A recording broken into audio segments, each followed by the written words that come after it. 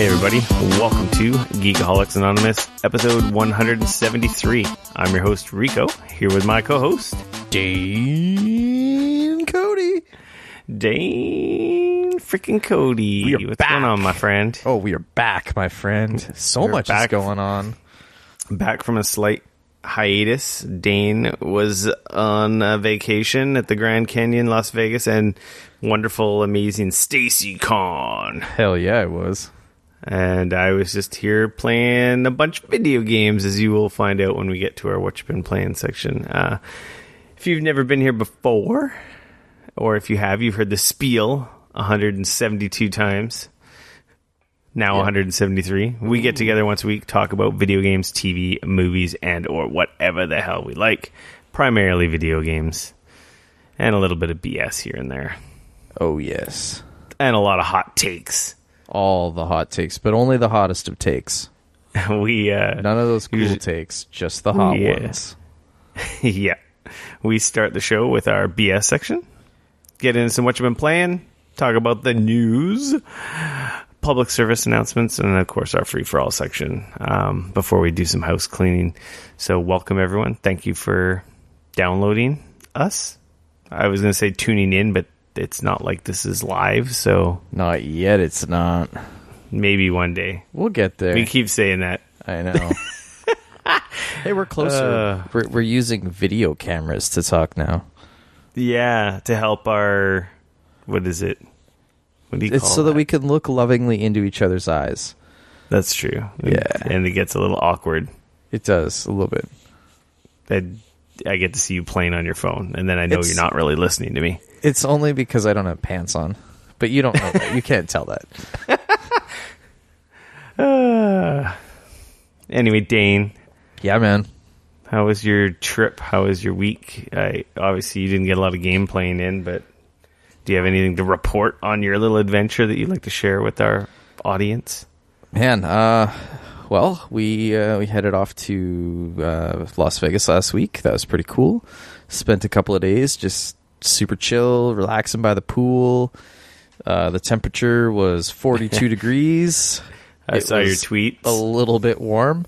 That's I've been 108 for all the people listening to us from the United States.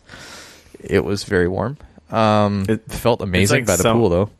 It's like someone just holding a hot air blow dryer in your face, eh? Dude, we got off the plane and we walked out to the taxi and it was windy and it seriously felt like somebody with a hairdryer was just like blowing it in my face. I was like, oh, that wind feels so... Oh God. Oh, that wind feels terrible. Oh, just stop. Like, oh, it was... That being said, though, it's amazing. Like, because the humidity is so low there, even though it was that hot, it didn't feel nearly that hot. So that was nice. It was nice though.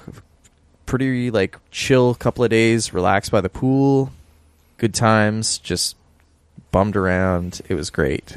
Just like recharging pool days. It was nice. Then we started our drive to the Grand Canyon. We got as far as Hoover Dam, and then the tire on our rental car went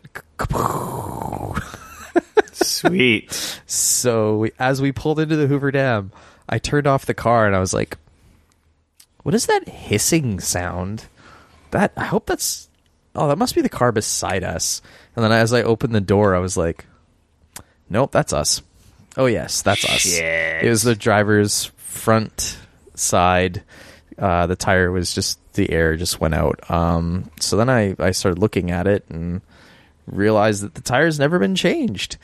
So there was 40,000 miles on the rental car, and clearly they had never rotated or changed the tires. They were bald, quite bald. And so yeah, we called them initially, and their response was, oh, well, did you pay for roadside assistance?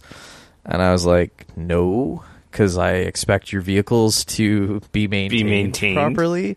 Yeah. So anyways, luckily we're AAA members, so we called AAA. They came because I looked at the spare tire and it was fucking flat, so I couldn't have even changed it to the spare myself and drove it back to the rental car agency.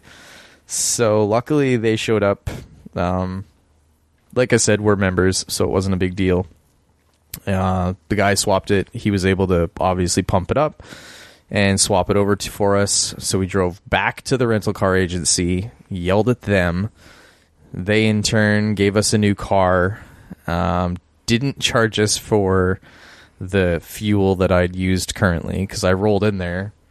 It was so funny. The girl, I handed her the keys and she like goes inside and like looks, and she comes back and she's like, I see you didn't put gas in it. Do you want to dispute the fuel or do you want to go fill it up? And I just like looked at her dead in the eyes and I was like, I will dispute the fucking fuel. So anyways, they took care of that. They gave us an upgrade, said they were sorry, so on and so forth. They did knock a couple of days off the overall agreement. charge. Yeah. Oh, nice. But so did your new car have four wheels or? It did, and I even I checked to make sure that there was lots of rubber on the tires, which was important, obviously. I've never looked at that, and we rent cars a lot. Dude, I never thought it would be an issue either, but apparently it is. Something new to check. Yeah. I always do a walk around. I learned what you do is just do a walk around and record a video. Yep. And then that way it's like, look, that wasn't there before, or that was there before, if they try and pull shit on you. Yep. So that was fun. The thing that annoyed me the most about it was just because we were at the Hoover Dam, which is like an hour and a bit outside of Vegas. Yeah. So now I got to drive. I essentially adds 2 extra hours on top of my day, plus the hour that I had to sit there waiting for a tow truck. Like it added like 3 hours of my vacation. Yeah, you lost a few hours. Yeah. Like, so. And on top of that, it kind of sucked because our plan was to take Route 66 to, the hell's the town? To a town close to Flagstaff, which is close to the Grand Canyon. So because we wasted so much time, we didn't get to kind of mosey as much as we would have liked. So there was some places that we wanted to stop at along the way that we didn't get to stop at just because like it was getting dark and we kind of wanted to enjoy like Route 66 in the daylight, because like what's the point between taking the freeway or the scenic route if it's dark out and you can't fucking see anything? so that was kind of a fun part of the journey. But we did make it up to the Grand Canyon the next day. We also went the scenic route. We went to the South Rim and we took the long way around from Flagstaff, and that place is incredible. We spent all day that day at the Grand Canyon, and we actually stayed at the hotel right like on the edge of the Grand Canyon that night, and woke up the next day, like went walking. My wife made me get up at, I think, what was it, a quarter after 5? Oh wow! So that we could watch the sunrise come up over the Grand Canyon. Romantic. It, like, to be fair, it was pretty cool. It was really nice. Yeah, that's cool. And man, I've never been to the Grand Canyon, dude. It is probably one of the very few things in my life that I don't think it matters how much people hype it up to you, it's still gonna blow you away. Like people are like, oh, it's so great, you're gonna love it, it's so big, it's so cool. And then, like, we rolled up there the first time, and I just was like, holy shit.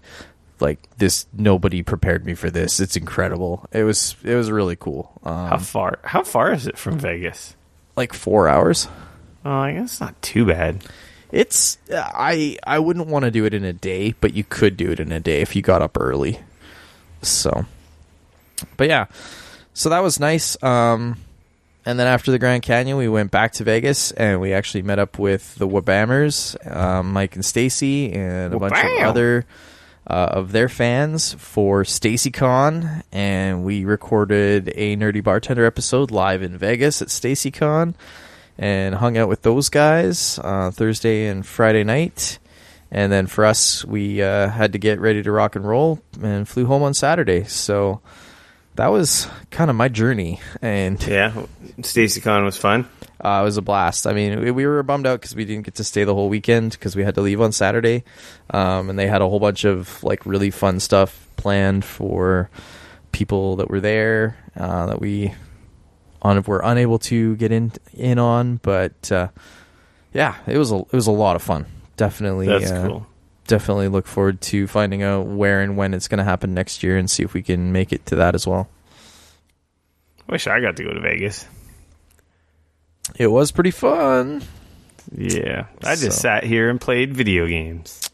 That is the one thing I didn't get to do much of, to be honest. So I'm trying to think.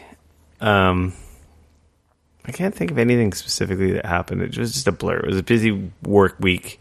Yeah. And then I tried catching up on a lot of stuff, and I had no shortage of games to play. Oh, I know. We're getting into that time of year, that's for God. sure. Dude, not only that, there was like betas happening. Like I know the Battlefield beta happened the weekend that I left for Vegas, and then the weekend I got back from Vegas, the Blackout one was happening. The Blackout beta was happening. So like on top of, I want to play games. Oh, here, have a bunch of betas to play as well, and I have so much anxiety right now. About just like there's just so much stuff to play, and like you can't play it all at the same time, and they all demand so much time. And right now I've kind of been like a little anxious. It's actually kind of bothering me. It's that FOMO, man. It's not going to get better. It's not FOMO. The problem is when you have every game and they play, it's just like crippling. This is why big websites like IGN, GameSpot, Giant Bomb, all those guys, that's why like they don't all play everything. They all kind of, it's impossible. Like they have to, like, okay, you're gonna play that, we're gonna play this, and hopefully we'll maybe be able to play a little bit of everything as we go, but at least for now, like, this is kind of, whereas with us it's like there's two of us, right? So we kind of try to play as much as we can, but I know what you mean. It was like Spider-Man was out, and then like now Shadow of the Tomb Raider, and like I'm just kind of getting into Shadow of the Tomb Raider, and I know other stuff's just around the corner, and like I'm not going to have enough time to be able to put into Shadow of the Tomb Raider before this other stuff comes out, and like yeah, it's a little debilitating right now. So I guess with that being said, Dane, what have you been playing? Let's get into some what you've been playing. I talked about it before. We went to PAX. Yeah, I got the Messenger at PAX. On our way I've been to playing PAX. Yeah, literally on our drive, I downloaded it. So I've obviously had it for a couple of weeks now. I haven't beaten it yet. For those of you who aren't aware, I believe, is it just on Switch or is it on everything? I have to do a search now because I can't remember. Switch and PC. Yeah, Switch and Windows. Okay. So it is an 8-bit side-scrolling platformer a la Ninja Gaiden. Yes. Developed by Sabotage Studios. Right. In Quebec. So, published by Devolver Digital. Right. It, like I said, it's a side-scrolling platformer. 8-bit aesthetic a la Ninja Gaiden. Slashing, jumping. Gaiden. Yeah, like on the NES. Right. Except for, I wouldn't say it's as hard. It's got challenging parts, but it's not like, oh my god, this is going to make me break a controller in half. So, funny story. We're driving down to PAX. Rick is in the passenger seat telling me, yeah, it's hard, but it's not that hard. And literally, as he says that, he dies. So, take that with a grain of salt, if you will. Yeah, it was pretty funny because I was just cruising through like no problem for a while. And then it got to a point like, oh, okay, now the game started. So maybe I spoke a little too soon, but I wouldn't say it's crazy difficult. Anyway, as you expect, jump, slash, you get magic, you can throw like a shuriken. There's a mechanic in the game, a cloud step, where basically if you hit an enemy or like a lamp or an enemy projectile with a slash while you're in the air, it allows you to do a double jump. Oh, so you okay. can't. There is no double jump or the ability to double jump. The double jump is like basically it's like this mechanic, cloud stepping mechanic that has a skill to it, right? Right. It involves a little more timing, jump, attack, like slash, and then you can jump again. So there's a lot of traversing the level using that mechanic. Later on, you get like a glide. Spoiler alert. You get a glide. You get a grappling hook. And then all these mechanics work together for traversing the levels. Okay. And that's where some of the challenge comes in, because you can grapple to these rings, which kind of slingshot you across the stage while avoiding spikes, going into a glide, then a cloud step while avoiding enemies and avoiding pits. Sounds very complicated. Yeah, it's not that complicated, but at some point they get you using all your abilities to get through a little area. Right. And like I said, I wouldn't say it's just like impossible. The music's all right. It's pretty neat. Got a pretty cool soundtrack. The script is pretty hilarious. Yeah, you were playing it and like reading out some of the stuff that guy was saying, and it sounded pretty awesome. Yeah, what's his name?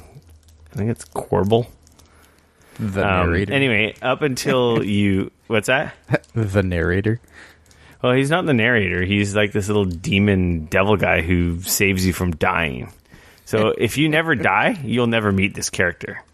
I don't think that's well, maybe for a speedrunner. I bet you there's guys out there who are doing runs of this game where you don't die. Mm-hmm. But when you die, he saves you. And then he's like, okay, well, now I've saved you. You know, this is going to cost you. So what'll happen is he follows you around. He's like a little demon guy flying around. And any enemies or like the lamps that you strike with your weapon release time shards. And you collect the shards to buy upgrades and unlock new skills or abilities or whatever. Right. There's like a whole upgrade tree. But if you just revived you, he follows you for a while and he eats all the time shards. And then you don't get them. Or So he gets bored. Yeah, he sticks with you long enough until he feels like you've paid off the debt. Or he gets bored, which is like exactly his words. And or actually, if you die and he follows you into a boss, he'll see a boss and then his eyes will literally like pop out of his head and he'll like I'm out of here, smokes. itches. Yeah, he's like, I'm gone. See you later. That's funny. And he always has little quips when you die.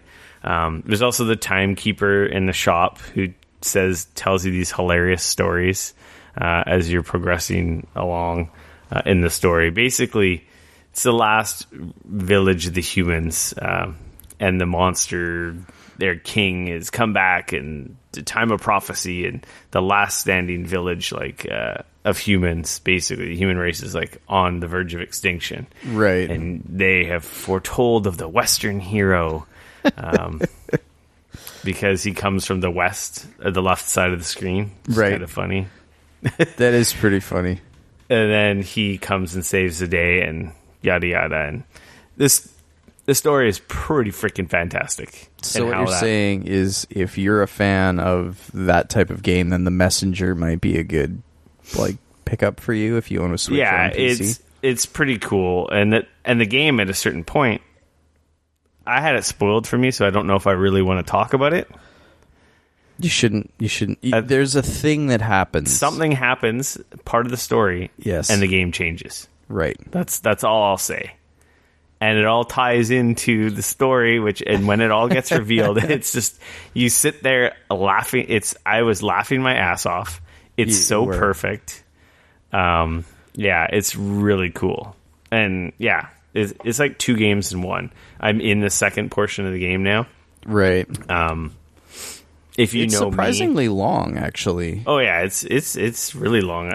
I expected it to be 6, maybe 8 hours tops, and you played it for probably 6 hours. I think I'm 10 before hours PAX was now. over. I think I'm 10 hours now on my game clock, maybe more. Wow. 11 or 12. Okay. And again, try not to spoil stuff. The second half of the game has you doing a lot of backtracking. Right. Now, if you're very intuitive, you can probably figure out what that means. But yeah, it's such a cool game. It has a really cool vibe, great music. It's solid controls, and it's such a unique. I don't know. a unique platformer like action game that it takes some classic stuff, changes it a little bit, but it's like totally pays homage to those types of games. Right. And But definitely like, does enough to like bring it sort of modernizing it. And it's got a new twist. And the story and the writing is fantastic. I legitimately laughed out loud. Like between Corbel's quips and the Timekeeper's stories. They're pretty funny. Okay. You were reading them out loud while we were driving, and I was laughing pretty hard too. Or I was just sitting next to you laughing, like legitimately laughing. Like that doesn't happen in video games too often. The games try to be funny, and it's just like, like very forced. But this one, like, I don't know. It's a cool game. I don't know how much it is. I want to say it's 20. I want to say it's around $20.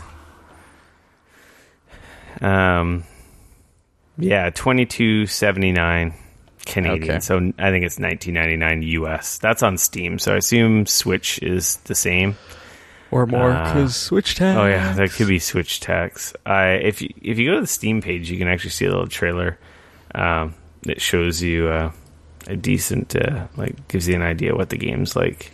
What that game's all about. What it looks like. Some of the mechanics. Oh yeah, it totally does a really good job. Yeah. I wonder if it spoils any of the. Yep. Nope. Maybe. It shows some of the more advanced stuff, which doesn't necessarily spoil it. What the big change is, but okay. Yeah, I had it provided to me, so take everything I say with a grain of salt. But I think it's a cool game. Yeah. I would recommend checking it out if you're into those like platformers and stuff. If you don't like platformers, then it might not be for you. Yeah. And it's not like Super Mario Brothers, like Cake in the Walk platformer. I wouldn't say it's like again, it's not the cake. It's got some challenge. Is that like a cakewalk? Yeah.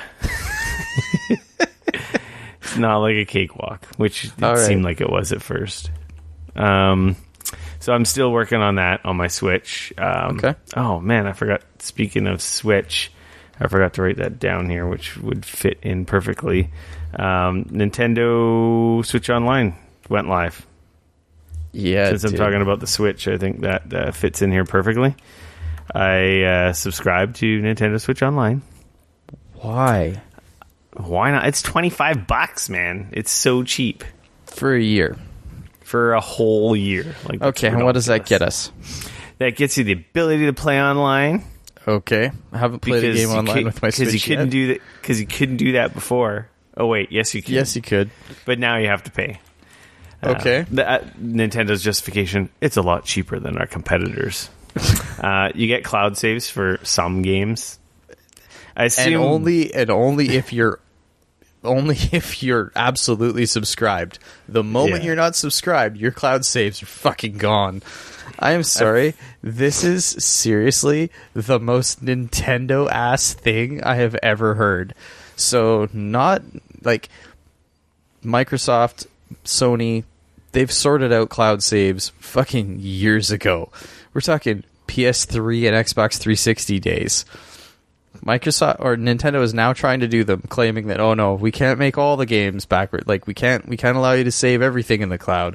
Only some games in the cloud, because we haven't figured out a solution to that yet. I'm sure they will. I sure the hope service so, just man. launched. You got to give them a little bit of a break. But yeah, there is some weird stuff. But I am anyway. sorry, but this is the classic Nintendo. This is a story where I'm seriously looking at it and going like, why? Like this to me, it's super cheap, like you said. Like I'll give them that. It is at least very cheap. That's where you give them a break, is because of the cost. But it's so cheap that I'm also going like, why? Why the fuck do I want this? I think they know because of their shortcomings. It's like, well, we can't charge the same as the other guys, so we'll be cheap. And when we get there, functionality parity-wise, they'll probably up the price, guaranteed. Have they even announced the full lineup of the? Okay, so they did. So So you're also getting the Nintendo Switch Online, which is you're allowed to play sorry, I was going to say Super Nintendo, but that's not true. It's only Nintendo games. Mm-hmm. And so there's 20 games at launch. That gets you Soccer, Super Mario Brothers, The Legend of Zelda, Ghosts and Goblins, Excitebike, Tennis, Excitebike, Balloon Fight, Excitebike. Shut up. It's always been Excitebike in my life. Super Mario Brothers 3, Tecmo Bowl, Yoshi, Donkey Kong, Ice Climber, Double Dragon, Gradius, Ice Hockey, Mario Brothers, Dr. Mario, River City Ransom, Pro Wrestling, and Baseball. And then in October, they're going to add Solomon's Key, NES Open Tournament Golf, That's and a dope game. Super Dodgeball. And then they're going to add more in November and December and Hey. in perpetuity. So that's one of their December value gets Ninja adds. It's neat. It's just an emulator. Yeah. I didn't play all the games, but I played like Super Mario Brothers. I played some pro wrestling. God damn, I'm bad at that game. I used to be really good at that game. This Besides that, it's like, I don't know, the cloud save stuff is cool. I just got it because it's so cheap, and I really wanted to check out this NES emulator. Yeah. Speaking of which, apparently hackers have already figured out how to load more games onto it. So that whole custom Switch firmware scene, they've already figured out. Wow. It's not easy, but for them it's easy. Oh man, this is so funny. And yes, I'm an idiot and ordered those controllers that you can get. Oh, you did. Are you serious? Okay, so anybody who doesn't know, the Nintendo Switch Online for the Nintendo Online, for the Nintendo's like NES Online that they've released, their emulator. They also announced Nintendo controllers, like actual proper Nintendo controllers, 2 buttons, game like D-pad. Yeah, the original controller, but yeah, that work. But they're wireless and they attach on your Switch, except that you can't actually use the Switch when they're attached because no, they do not recommend you use them like that. You know, they work like proper controllers. And they only work for emulators. They don't work for anything else. They only work for the NES games. And you have to be an active member to purchase them. That was announced during the Nintendo Direct. Anyway, this is I ordered them. The most Nintendo ass thing I've ever heard. I don't know. I'm gonna think about it. Maybe I'll ask for like a Nintendo card for Christmas or something. And I will say it's pretty cool. It's going to be neat when they add more games. You know the Super Nintendo's coming. I don't know about other consoles. I assume the Super Nintendo's going to come. It only seems to make sense. I mean, I definitely needed another platform to play Super Mario Brothers 3 on, so... You know. Yeah, at least this you can carry with you, unlike your NES Classic. It was cool. I think it's kind of neat. Obviously, there's a lot of work to be done. But for $25, hey, why not? I'll check it out. I think it's even less in the US, obviously. And then it's $20 I'm pretty sure like in the US. Every Nintendo fanboy has subscribed to it, whether it's actually worth it or not. To be honest, you could probably get away with a 7-day trial, check out the NES games, and then like be out. Because besides that, I don't think there's a lot of other compelling reason to have it, except for the fact that it costs so little for a year. I also would like to point out that they also announced that in order to be able to play Fortnite, you don't need to subscribe. No, they don't want to lock people out from spending that V-Bucks money. Like, so for most things, you're gonna need this to play online, but for other things, not so much. For games you buy, you need this. For games that are free, you don't need this. I don't know. Anyway, like I said, fucking Nintendo. Yeah, we got to get that. We got to make that shirt. Yeah.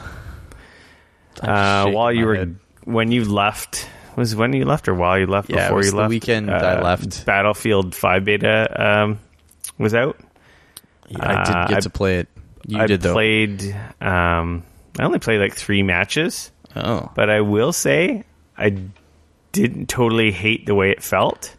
Wow, that's and the way good. it looked. Because I'm not since 1943 have I been a Battlefield multiplayer fan. Okay. Because of this, like, and I've said it on the show before in the past, like, especially Battlefield 1 when it came out, we were talking about it. Just the scale of their engine. Yeah. I can't hit anything. I can't hit the broadside of a barn. Like, I just suck at it. And I don't know what they changed, but in the beta, I was actually good. Like, I was like, right. 7-2. Like, I went on a killing streak of like Whoa. 4 kills. Like, I didn't feel totally useless. And in Battlefield 1 and the version before that, I'm online. I just felt walk out in the open and like snipe dead.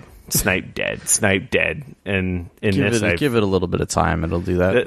This is true, but I actually didn't have a bad time. It has a cool mechanic in that you can revive. I don't know if they had that in Battlefield 1 because I didn't even play enough and or was ever even saw another teammate, to be honest, because of the way the maps were. These maps are like city dense, like multi-tiered, in buildings like 3-4 stories. Yeah. I've heard the destructibility, they brought a lot of it back. I didn't get into a vehicle, so I didn't see any of that. People I've heard that said you could there's use like rockets and stuff and take down like sides of buildings, and I didn't. My class that I was using didn't have a rocket, so I didn't. Okay. I didn't witness any of that, but I've heard that the destructibility is like Bad Company style. Right. But like you can revive your teammates when they're down. You have like a bleed out period. Yeah. And you don't have to get revived by a medic. Like anyone can revive you. Yeah, they brought that in 1. Was that in 1? Well, see, I never even saw another teammate the few times I played Battlefield 1 online. So if you were the like medic class, you could do it faster. And you could also throw out health packs. But yeah, everybody could kind of revive everybody. Ah, okay. Well, then that's not new. So to me, that's new because I never noticed it in the last one. But yeah, I didn't mind it. It was okay. That's cool. That like November. I've said it before on the show. Like, it's hard for me to get dive into multiplayer like heavy games just because of the way like my schedule of playing games works these days. Well, so it's just you got to play one, and then you can get good at the one, and then get the value out of it. But like to try and play Battlefield, try and play Destiny, try and play Black Ops, try and play Division. It's just too much to try and play all of them. Yep. Or Rainbow Six, even. Yeah. Anyway, I thought it was okay. It's coming out in November. Right. I didn't care. You really liked Battlefield 1? I like the campaign. I like the campaign stuff in Battlefield I didn't 1. care. I didn't care for the campaign that much. It was fine, but I didn't think it was amazing, especially comparing it to stuff like that year's Call of Duty had an awesome campaign in my opinion. Warfare. Titanfall 2 came out at the same time, which had an amazing campaign. So then Battlefield 1 was just game like, was fucking bad. Yeah, So, no, I hear what you're getting at. I liked it for different things. I think that, like I said that year, for their war stories, while short, like kind of snippets of stuff, there was a couple of those war stories that definitely kind of made me sit back and go like, shit. Like it for lack of a better term, it made me feel something a little bit inside that not a lot of video games have kind of been able to do. Like normally it's like, oh, it's a video game, this is great, okay, cool. But like this felt a little bit more like it kind of hit me in the feels more like a movie did, which I appreciated. So yeah, I left it like, hey, this is actually not bad. I could see myself playing it, but not. I'm not like, oh, I got to get Battlefield 5 now. Like, I don't have Battlefield 5 pre-ordered at all anywhere. Me neither. And I doubt we'll get codes because we've never gotten anything from EA. So, I don't know. Maybe if... I don't know. We got Battlefield last time because your buddy works at EA, right? You got like a friends and we got like friends and family codes or something. You got them, I remember. Yes. So, unless that happens again, I don't foresee myself buying Battlefield 5, though it was definitely serviceable, and I did enjoy the time I had with it. The little time. Let's be honest, I didn't play tons. Yeah. That's cool, though. Blackout, on the other hand, the Call of Duty Black Ops 4 Battle Royale mode had a beta It did. this past weekend. That I played was a able bunch to of. get in on that on Sunday, actually, for a few matches. Not very many. I only played 4 matches, I think. But my second match, I came in third. My second match on PS4, I won. I was only playing on the PC Master Race with the mouse Yeah, and well, I keyboard, played it. So It came out on like Tuesday on PS4, so I know. I had to jump in on that because everyone on my Twitter timeline was talking about it. And actually, I didn't mind on PS4. It looks great. Clearly, I was much. That's the funny thing. I thought it looked terrible. By default on PC, it has all your settings like on low. I went in and I turned a bunch of crap up because I was like, man, this game looks awful. Why does this like? I don't know. It was weird when I did launch it on PC. I'm like, what? This looks like a game from like 1990 or so. I'd like, where are the textures? What's going on? I was super surprised. I was like, this looks real bad. And even after, like, and I don't know if, like, because it was a shorter beta on PC or something like that, like, I don't know if they wanted it to run better. Like, and I know, like... I think that's why the settings were optimized down, were to ensure that when you were playing it, you had awesome frame rate. Because, like, I do know in the past, there's been, actually, Battlefield 3 beta, they had downgraded the graphics and stuff in the beta just... so that it was a smaller download and it was just easier on people's machines or whatever. Less of a download for... Yeah. So I don't know if they did something similar. I just know. I didn't hear anyone say anything about that. I promptly cranked everything up. I will say it doesn't look... I wouldn't say it's like, oh my god, this game's amazing, but it looks like a Call of Duty game. It looks closer to one, that's for sure. It was smooth. My frame rates were like 70 plus or minus. It depended. In some areas, it dipped a little bit. Yeah. Barely below 60, but I wouldn't say it was like noticeable dips because I didn't feel like, oh my god, what's going on? From what I understand, a lot of people were saying like it still runs better than PUBG, so there's that. To be honest, it does run better than PUBG. It is much smoother. Yes. Like, majority of the time it was well over 60 FPS. I would say the dips were in the minority. The shooting felt good. Like, it's Call of Duty, but Battle Royale. Like, you got your armor, your backpacks, your random weapon procurement. You've got perks that you pick up. You've got all kinds of gadgets like the grappling hook. Did you run into the zombies? I did not run into zombies. I didn't even know, but apparently there's a couple areas in the map where there's zombies. I landed in the asylum once with one team that dropped in. I never saw them. Interesting. Don't get into a firefight if you don't have armor. Yeah. The word is they're going to be adjusting it, because if you go up against someone with armor and you don't have armor, forget it. You're done. Yeah.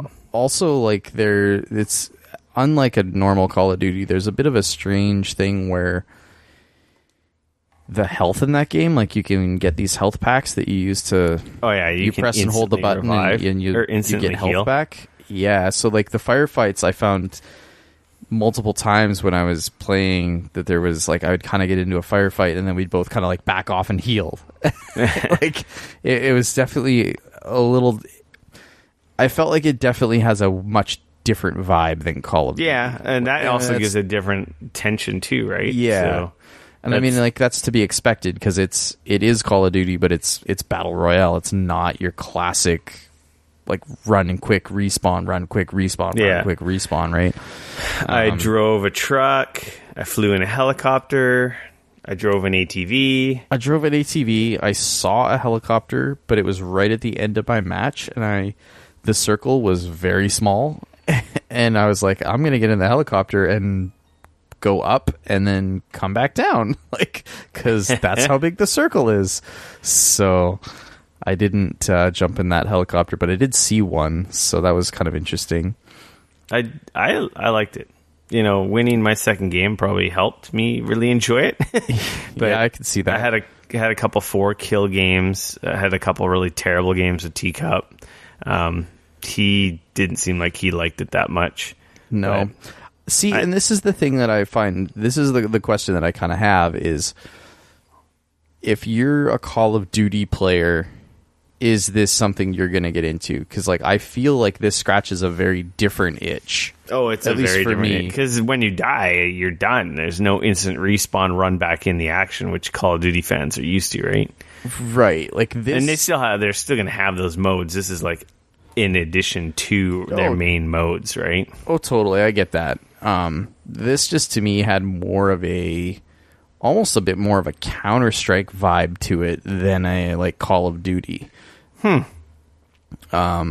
Which, you know, take that as it were. Like I said, I only played 3 or 4 matches, so Yeah, I played a few hours. I really liked it. I'm like, okay, this is cool. put it this way, I would much rather play that than what I've played of PUBG. I've probably played about as much of each, and I would gladly play the Call of Duty again over the PUBG. That's the thing. I think because of Fortnite's success, I feel like the big mistake with Blackout is that it not being free to play with cosmetics is like a huge missed opportunity for them. Like charging for this, well, it's part of the multiplayer. No campaign, whatever, we can ignore that. But if Activision was dead serious and wanted to take over the Battle Royale genre, or at least put a big dent in Fortnite's game, they should have just released PUBG this as completely out. Well, that's the thing. I think PUBG is the one who's going to hurt the most because of this. Because PUBG isn't free. Right. It's not $60 or whatever this is going to be, $80 Canadian. It's only 30 and 40, I think, Canadian. Right. But I feel like PUBG is the one that's going to feel the pinch of this release. It's competent. I enjoyed it. Again, It's one of these things you got to play it a bunch, get good at, you know. Oh, yeah. Like all these freaking goddamn games of service / multiplayer shooters that. Yeah. Oh, absolutely. Like, but I had fun. I really enjoyed it. I liked it. I like what they're doing, and it's gonna evolve. It was a beta. I wish I had more time to play it on the weekend. You came out right at you came back right at the end, right? Yeah. Apparently, too, I also heard that on Sunday they were allowing 100-player games on PC. Yeah.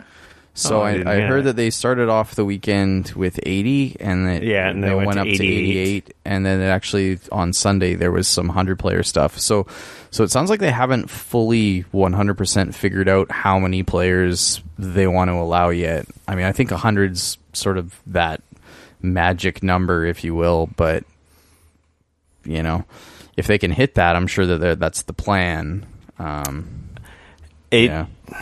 88 teams, 100, or 88 players, 100. It really, to me, well, it's another 3 teams. Yeah, for sure. So but it was cool. It played well. I like the squirrel wingsuit or whatever. Yeah.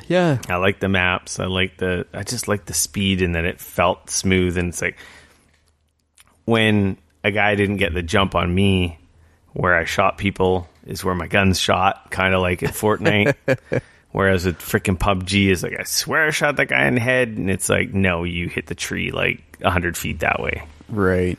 So that is one thing that's really interesting, is that apparently I was reading an article about this, and apparently they're going with the Fortnite style gun play at short to medium range.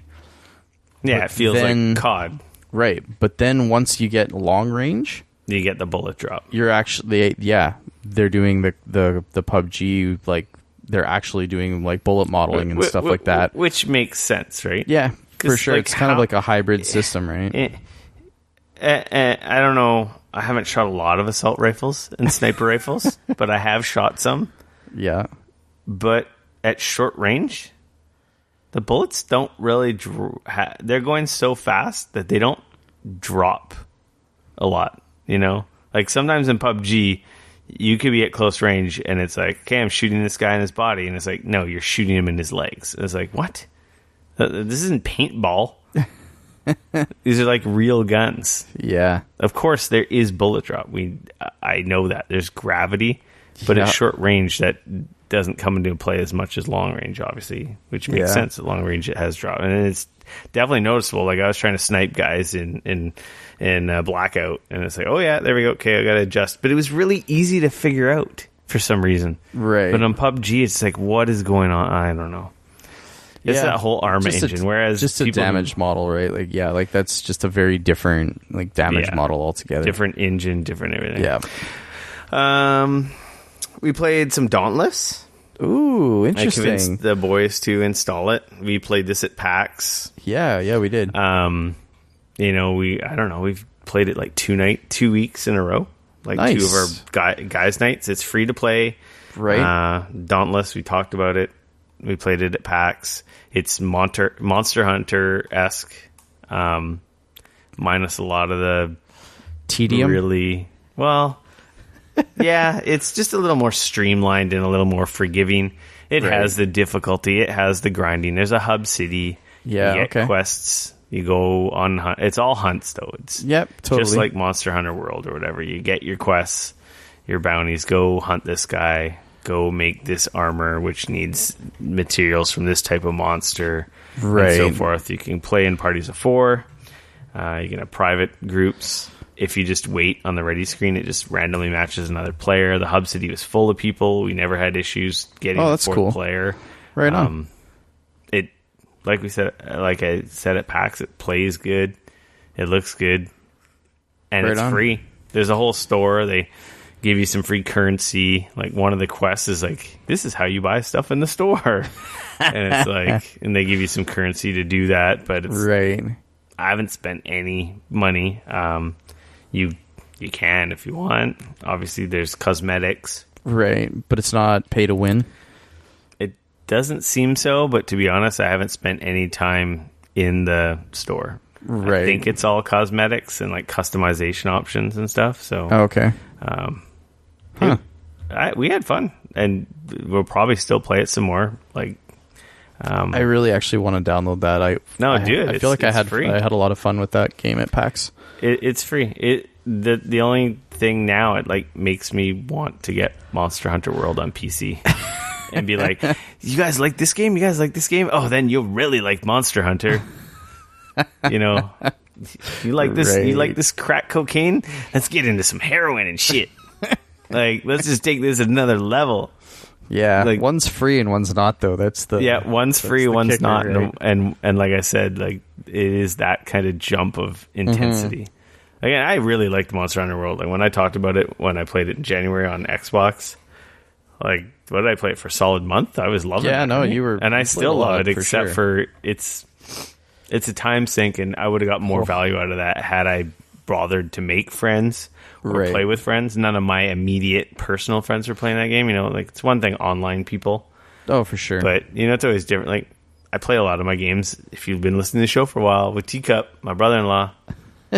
It's just our schedules match up. Right. And actually, both my brother-in-laws, we play different games, but for whatever reason, our game sessions, and I'll get into that. Some of that other stuff.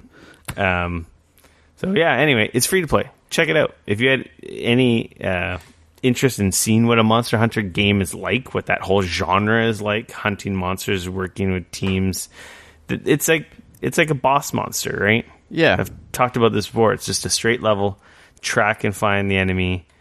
It doesn't have the same depth as Monster Hunter World. Like, Monster Hunter World has so many different layers, like so many layers and systems that this does not have. But this is early access. Okay, so they're still adding a ton of stuff. So obviously there's lots of stuff to come. Right. But the mechanics are pretty solid and sound. And, you know, the monsters have tells. They've got, like, their big animations and combos and attacks, their weak points, their stun points. You know, hit them during a certain action with a certain attack or weapon. Right. Totally, you can knock them off their feet and make them even vulnerable for, like, big counters and stuff. They've got their big giant attacks, like, oh, if you get caught in this, you're F type deal. Totally. It's cool, especially the free to play. It's definitely worth checking out. And there was tons of people in the hub city. That's seems awesome. Like it wasn't like Ghost Town, and we had no problem people joining our games quickly If Is that on Steam or just through their website? It's just through their website. Okay. I don't think it's on Steam. I think you have to get it through their site. That's fine. I was just Speaking curious. of which, if you check out Dauntless, we got a ton of codes for some special in-game stuff. Yeah, they're flares. In Dauntless, when you land in an area and you're looking for the monster, you can all split up. Your whole party can split up to try and find the monster. Right. You have like a little, what do they call it? Your lantern, which kind of points generally in a direction. I don't know how that works, if there's a mechanic to it or if it's going to change in time, because it is, like I said, early access, open beta or whatever. Right. Yeah. It doesn't exactly like paint a line like he's this way. It gives you a general direction. Sorry, I just dropped some.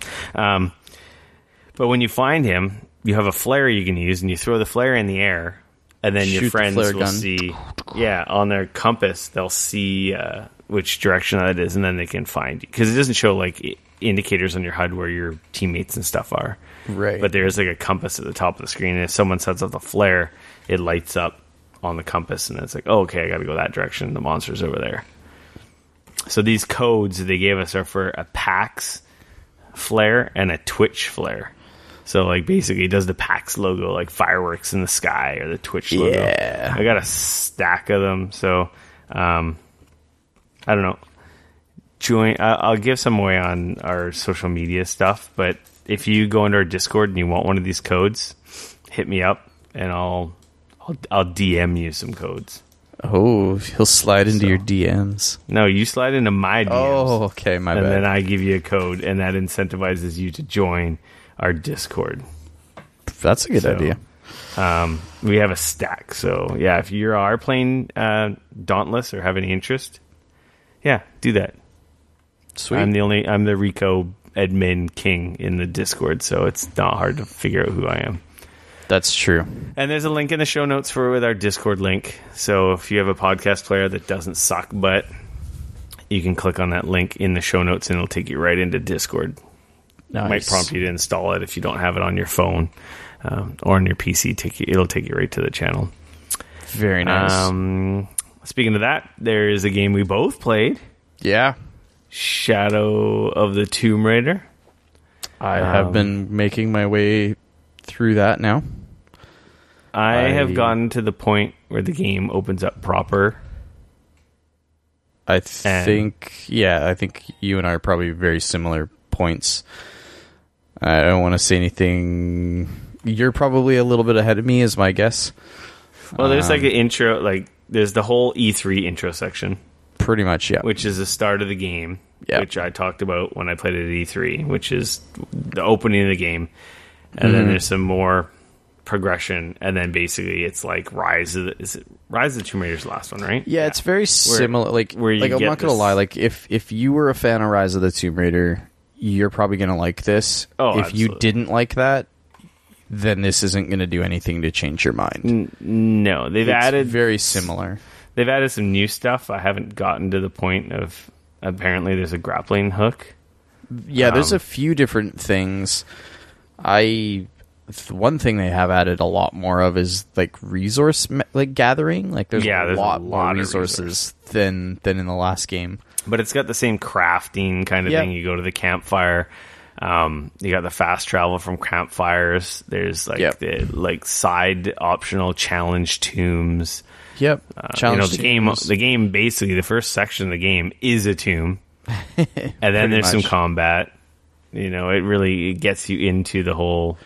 Yep, they lean a little heavier into the stealth combat. I get it feels like you can get all muddied up and sneak up on dudes and hide in brush and things like that. So that I personally feel like I haven't. Everything I've played so far has been fun, but nothing yet has gone oh, cool, this is a new one of those. So far, it's been very yes, this feels very much like Rise of the Tomb Raider. It's a sequel to Rise of the Tomb Raider. Totally. It's a little darker tone, story-wise. Yes, and that's not a bad thing, because I really enjoyed Rise of the Tomb Raider. I will say this game is fucking gorgeous. I love Rise of the Tomb Raider. Yeah, it is very pretty. This game is very pretty. I'm playing it on Xbox, like the regular Xbox, not the Xbox One X. Yes. I have heard that is possibly the worst platform to play it on from a visual perspective. That being said, I still think it looks gorgeous. So, I mean, take that for what you will. If people think, I'm playing on a 1X. Obviously, on 4K HDR. It looks fantastic. Mr. 4K HDR. It looks beautiful. You can do the resolution or frame rate thing. I think it looks way nicer in resolution mode, and I don't mind a game like this being 30 frames per second. It is definitely noticeable when you play in frame rate mode and it's like 60 FPS. But it looks more like a game. It loses a lot of that cinematic, right? Visual, like the cinematic visuals kind of are dialed back. Like there's definitely, you can tell the difference. Yeah, immediately through feel. Like it feels nice playing at 60 FPS. Right. But for a game like this, I don't feel like it's necessary. I feel like the HDR on the 4K and that higher resolution. You want the visual goodies. It just looks so much better than it's worth. I think it's worth sacrificing the frame rate for like the fantastic visuals. Yeah, because it's not a first person shooter, right? It's third person. So third person. It was competitive action shooter. adventure. Yeah. No, it's cool.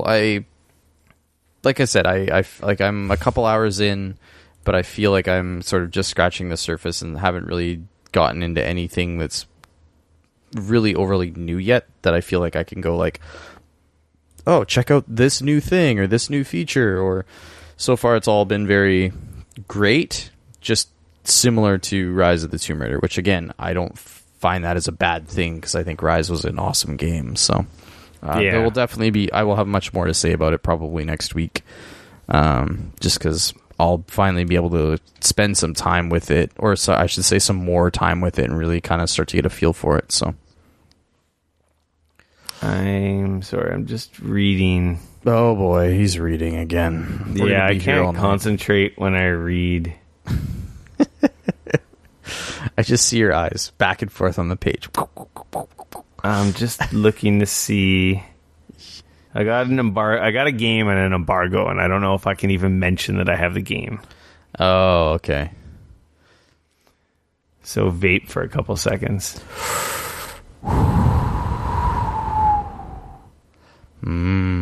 Strawberries. What? Strawberries?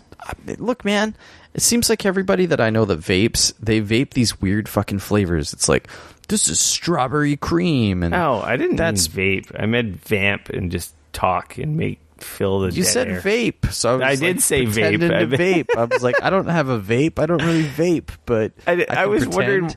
I was blowing so confused. those fat clouds, yo. I was so confused as to why you were blowing out. I'm like, what? Okay. Yes. Okay, I get it. I didn't see anything that said I can't say I have it. So this is what I'm going to say that got me distracted from Tomb Raider. I got Forza Horizon 4. I hate you. Just magically showed up in my inbox. I'm like, oh, cool. Sweet. Okay. It's awesome when I can just get stuff sent to me. So, but that's pretty much all I can say about that. I didn't see anything that said I can't say I have it. Okay. So there you go. Then I stopped playing Shadow of the Tomb Raider. But that's not the main reason I stopped playing Shadow of the Tomb Raider, because it is a very good game. I feel like the release window in Shadow of the Tomb Raider is really bad. I feel like it should have came out in August. Or July. If it came out in August, or like maybe even July, I feel like it would have got more of the limelight, or the.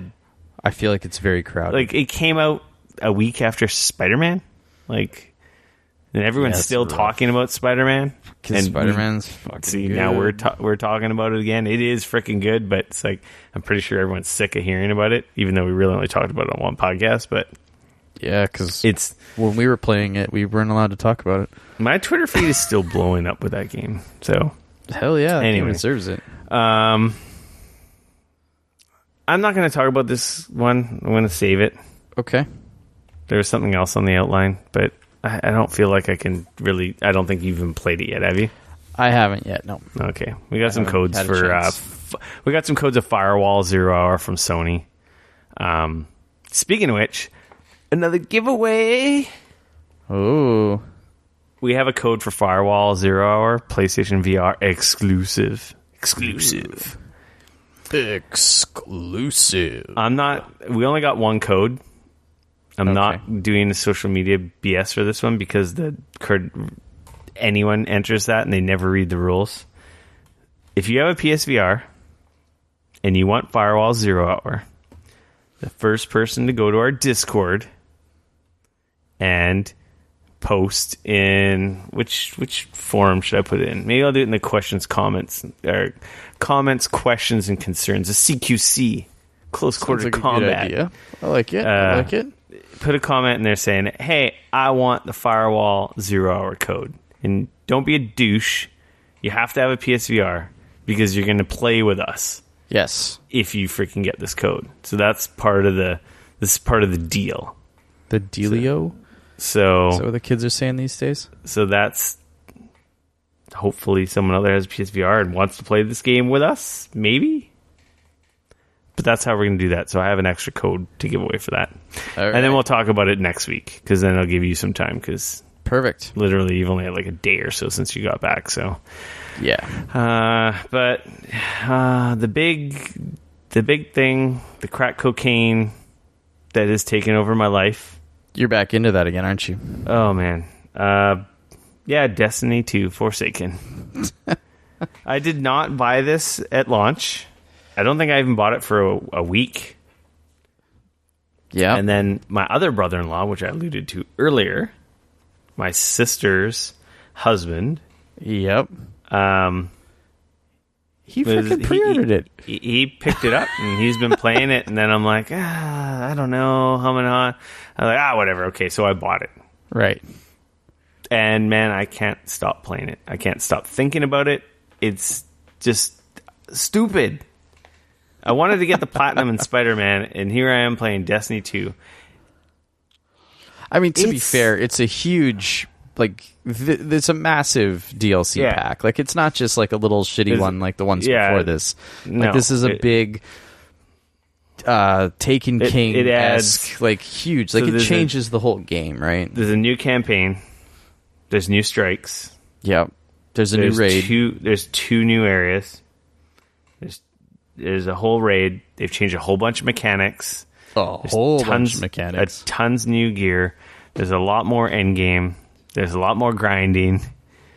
There's a lot more everything. That's actually the one thing that I'm not overly thrilled about. So when I've been hearing more and more about this, it's sounding more and more like Destiny 1. Like, it sounds like all the stuff that I liked it kind of is and it kind of isn't. At first, it seemed like that. At first, because they've changed... Like, when Destiny 2 came out, everyone's like, this is amazing. Everyone loves it. And then the most hardcore players beat and did everything in 2 days. Right. That's an exaggeration. It took them longer than that. But essentially, their most hardcore players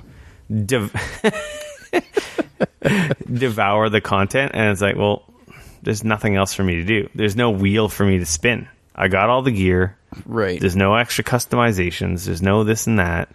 I'm done. Okay, I'm going to go play something else. And they would come back for the raids. They'd come back for the raid layers. They'd come back for the DLCs. And same thing would happen. They'd see and do everything. Right. So they've been hearing these complaints. And over the past year, they've really worked on the end game. They've really done a lot of stuff to cater to these fans. They brought back the random weapon rolls, which I'm not a fan of. But at the same time, to say the truth, when I get that third legendary drop of the same gun, and it's like, this one is awesome because it's got Firefly and it's got Outlaw and it's got some dope perks. Now this gun is awesome, as opposed to, they're all the same. This is just trash. Right. It actually gets you looking at your gear and going, oh man, this is cool. This makes for a cool setup. I will say, as you're leveling, a lot of the gear don't look so nice. There's a new soft cap of 500. Oh, wow. So power level of 500? Power level of 500. And that's when things really slow down. You probably get to that near the end of the campaign. Yeah, that sounds about right. But when that happens, that's when you open up the second area, which is like the end game like area. Right. The way there's so much more stuff to do in this. In Destiny 2, you had go do this, go do a Nightfall, go do this, go do that, and then you get your drops for doing all those things. Yeah. You could do those in the super hardcore guys could do that in a gameplay session. Mm-hmm. The less hardcore could do it in a couple. Right. Now there's so much. There's a daily heroic mission that gives you powerful gear. There's a daily, crucible, or there's daily quests. There's weekly quests. There's bounties. There's so many things to do, or like adding like more rewards for the stuff that already exists.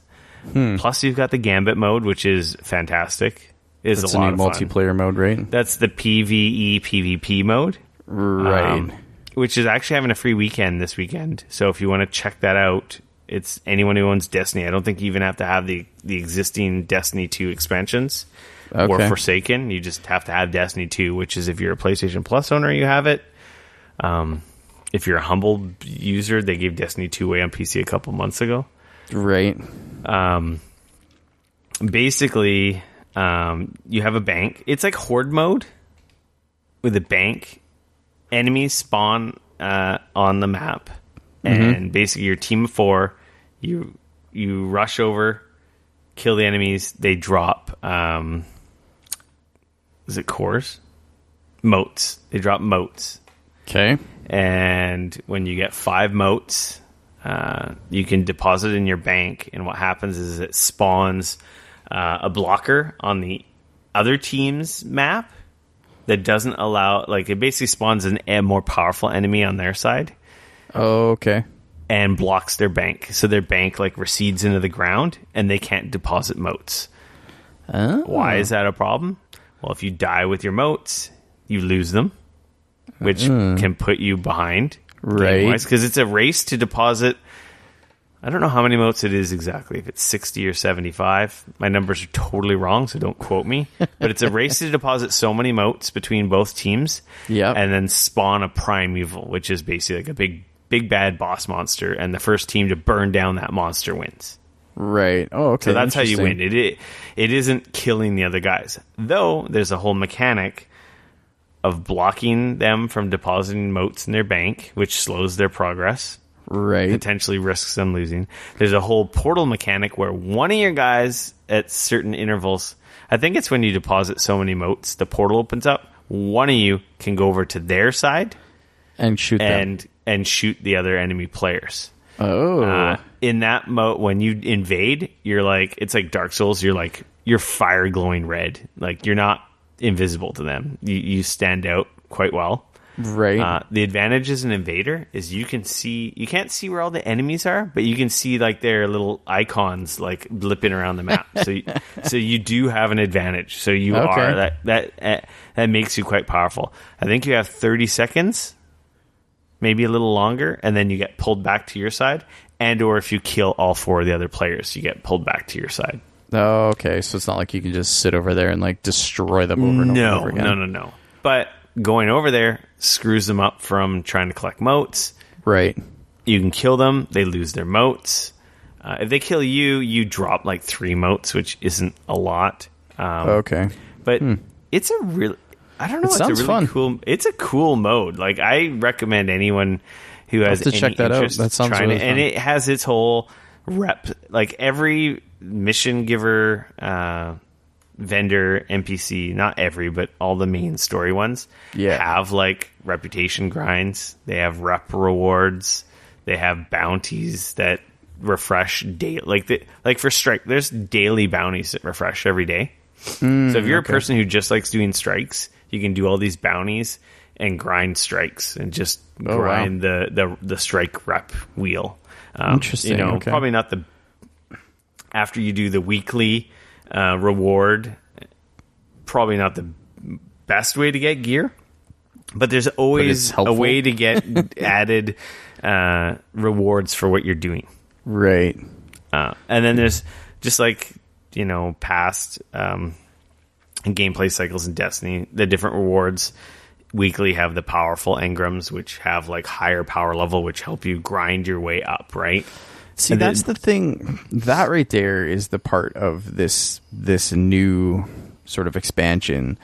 That's one of the changes that I can honestly say I'm not like that.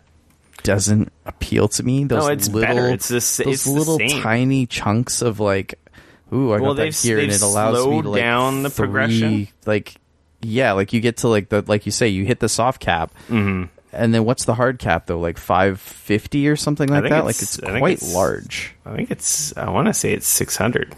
Is it? So that's. I don't know. huge. I don't know what it is. I know the the raid.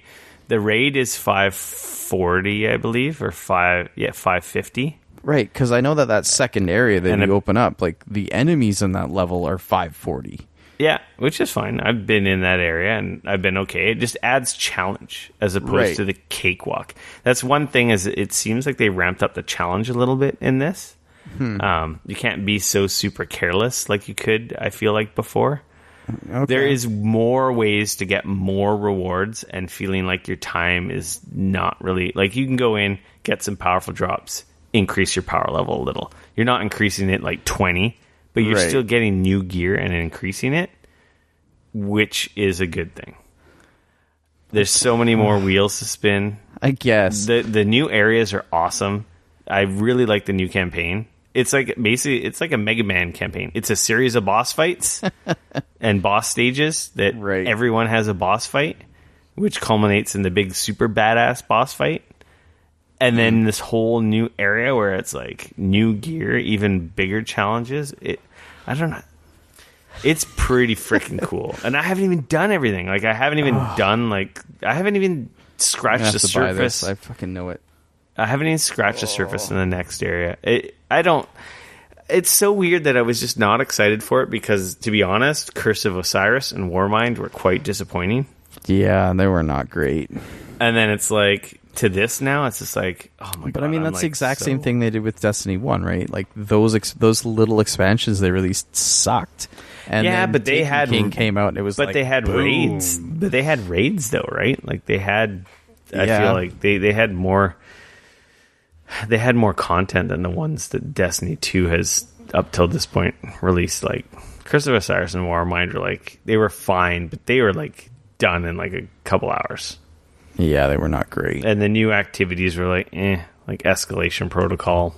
Yeah. But anyway, if I like Forsaken. I like it a lot. And I really didn't think I was going to. I know I'm going to get sucked into it. I know it'll happen. So, yeah, that's like a good hour of what you've been playing. I guess we can get into some news and stuff. Yeah. This show is going to be long.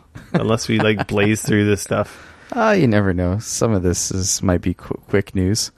I don't know if yeah, okay. Well, okay. Let's get into some news. The news. Kingdoms of Amalur IP and Project Copernicus rights and assets were acquired by THQ and Nordic. Hell yeah. Hell yeah. I don't know. I played Kingdoms of Amalur. I know a lot of people really liked it. Dude, that game is fucking awesome.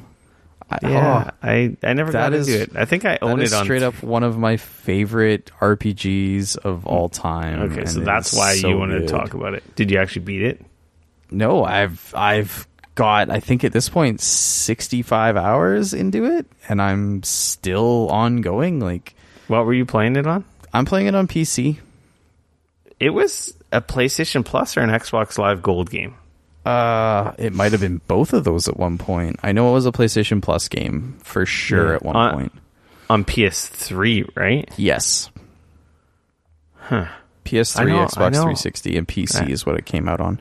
I know people really liked it. I played a little bit of it, and then it's just like, It's a huge game, massive, look, shiny, super cool. Oh, it's great. Anyways, it's exciting to me, like, because even if it meant that we were going to get a shinier, newer, like, remastered version of that game, hell yeah, I'd buy it again. Great. I still go back and play that game. Like, it's a little bit like The Witcher for me. I get in moods where I go back and I'll drop 10 hours into it over like a day or two, and then I don't touch it again for a while, but it's real good. So anyways, all of the rights and everything for those games were acquired by THQ Nordic. Those guys are on a massive buying spree right now, which is cool. It's sweet. They haven't said if they're doing anything with it at all, have they? No. They have not. So they have to talk. Apparently, they have to talk to EA. That is my favorite part of the press release. So at the bottom of the press release, it actually says, if anybody out there has a contact at EA that we could get a hold of, please let us know because we need to talk to them.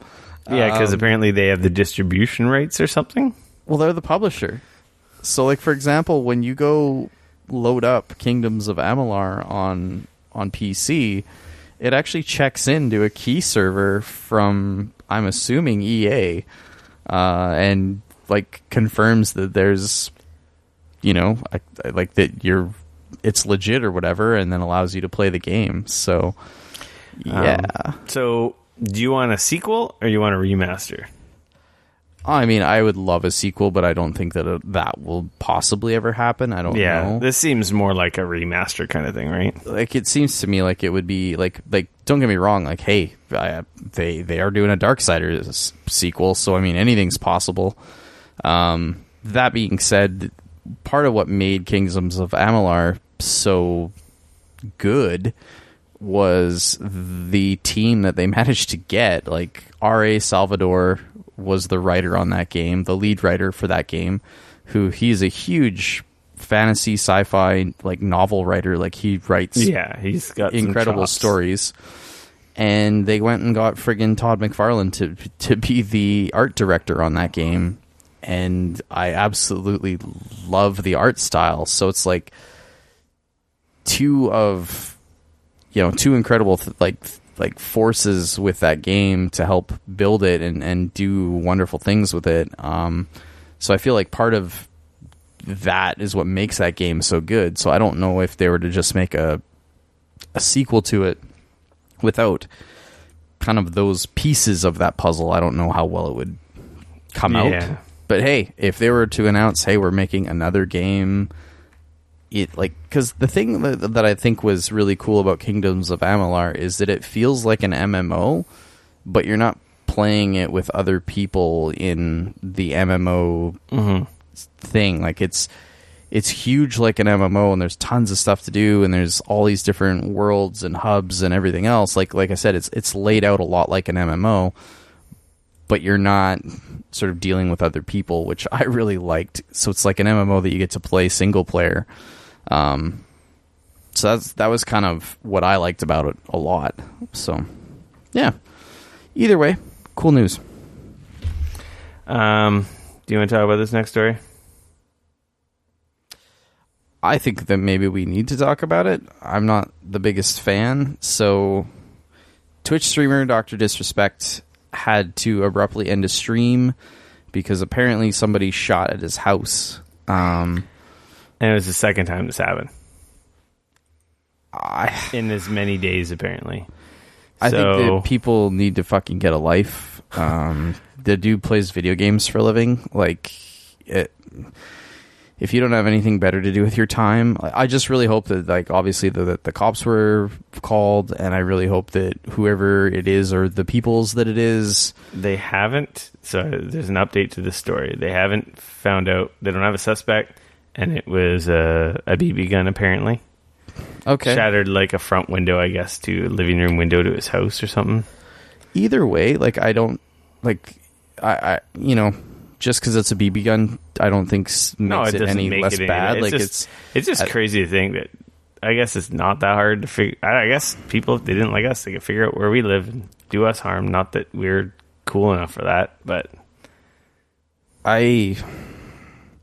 what the fuck, people? I don't really know what else to say. I guess this demonstrates the reality of like that. Yeah, YouTubers and streamers, you're straight on celebrities, so like you got to deal with all the same stuff, all the bullshit that comes with it too.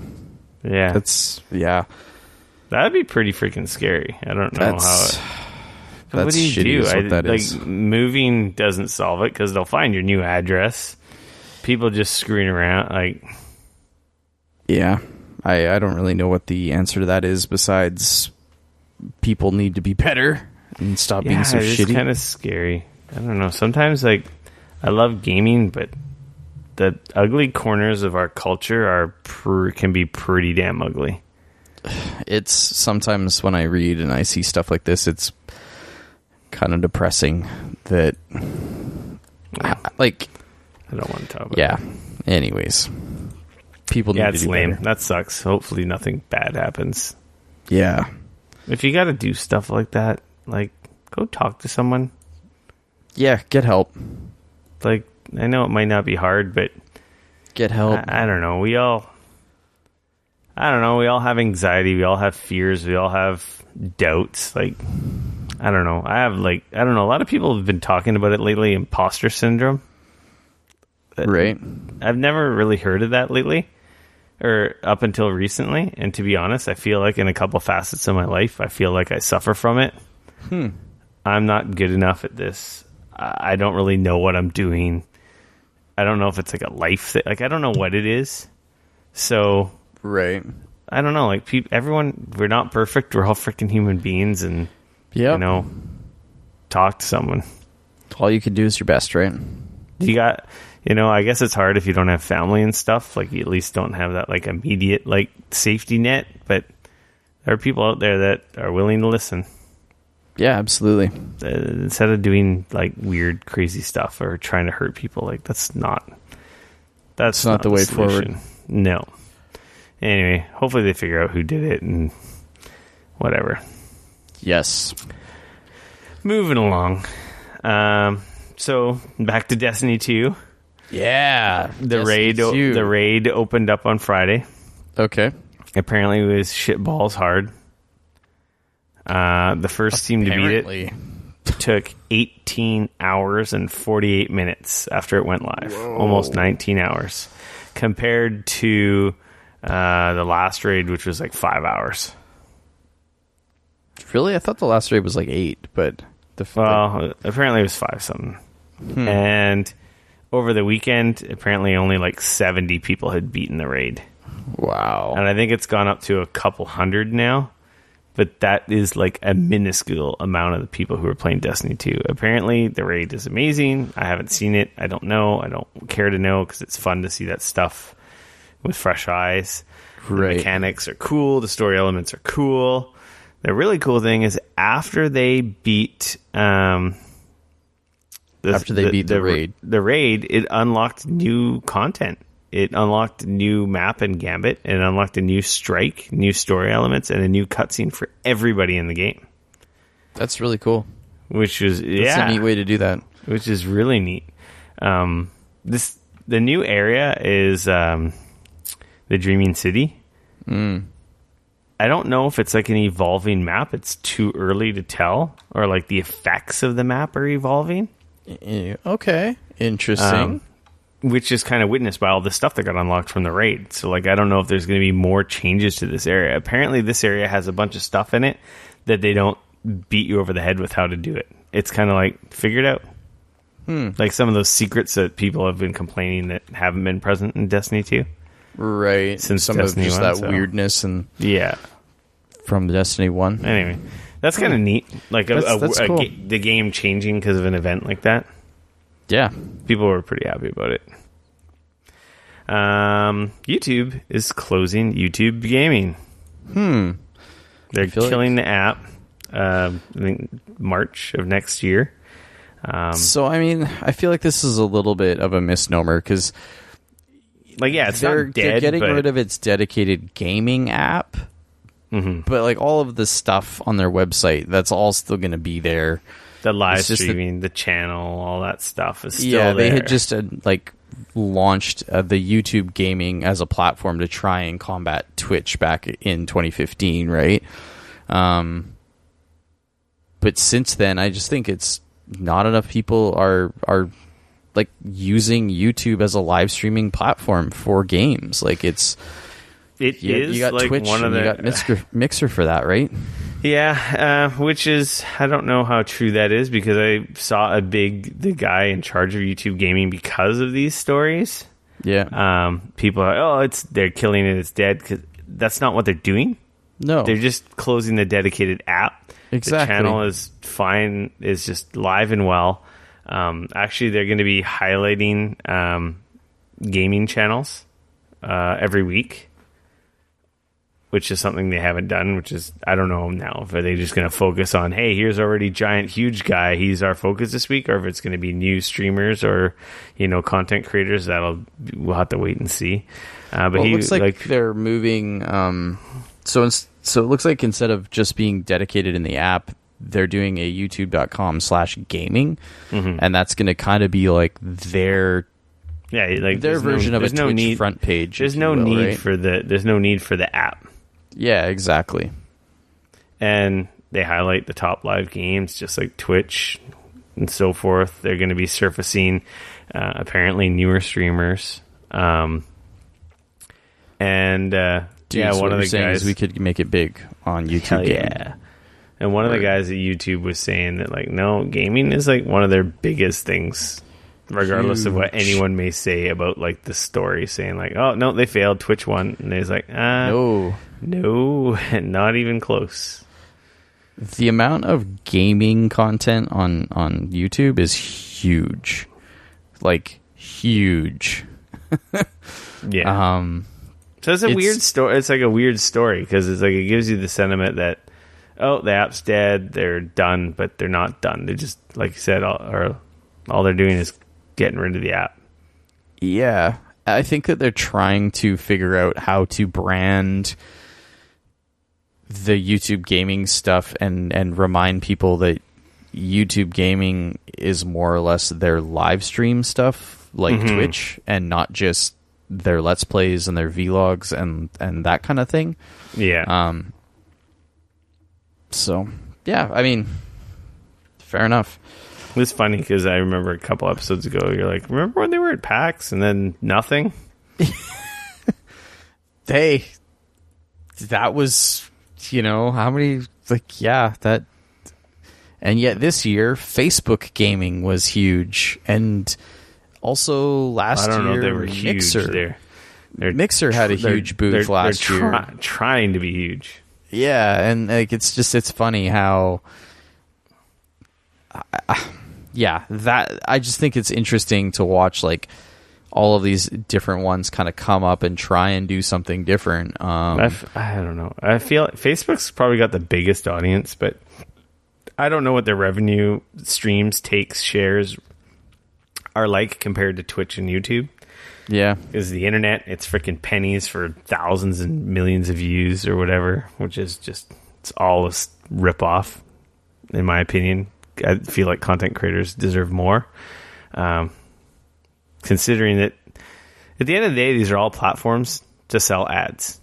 Yeah. And in my opinion, I don't think they give a shit about any of their content creators. They just want everyone creating content just so they have something to put more ads on. They could care less about the quality or who it is. And especially with more smaller people, they could care less because they get to put your ads on your stuff for free. Because if you ain't a partner, you ain't getting nothing. So even better for them. So the two people that you have watching you who watch your ad, they don't have to give you anything for that. That's true. Anyway, I don't know. It's also less people watching the ad, so they're not able to get as much money for it either. Everyone knows how much I love streaming and hate streaming, and it's just kind of gets my blood boiling a little bit because it's such a weird economy. But it's a weird thing. I won't argue that. It is a weird thing. I've been reading lots of stories about burnout. Apparently, some big YouTubers have been starting to burn out. Yeah, I'm not surprised at all. People like a lot stories of people that I know that work very hard at it. You know, they think like, oh man, I'm gonna do Twitch streamer. I'm gonna make YouTube videos or whatever, and they have no idea that the amount of work that goes into that is insane. I think it's just easier to have a 6-figure job or nice high-paying 5-figure job and check in, check out, and then just play video games for fun. That seems like more fun to me. I was reading just horror stories, like families falling apart, getting divorced, like, and then there's no benefits, there's no pensions, there's no nothing. We're so in the early days of it. Like tomorrow, YouTube or Twitch or whoever could change their entire platform and fuck you over super hard. Yeah, you're not Ninja or Dr. Disrespect, so you're basically unemployed and out on the street. Like obviously the big guys will be able to walk into something else, but like I don't know. It's scary. Moving along, taking it off the rails there. Some sad news. Dead Rising studio, Capcom Vancouver, has been shut down. Apparently, they were developing, like, I think, a new third-person game, and it had been canceled.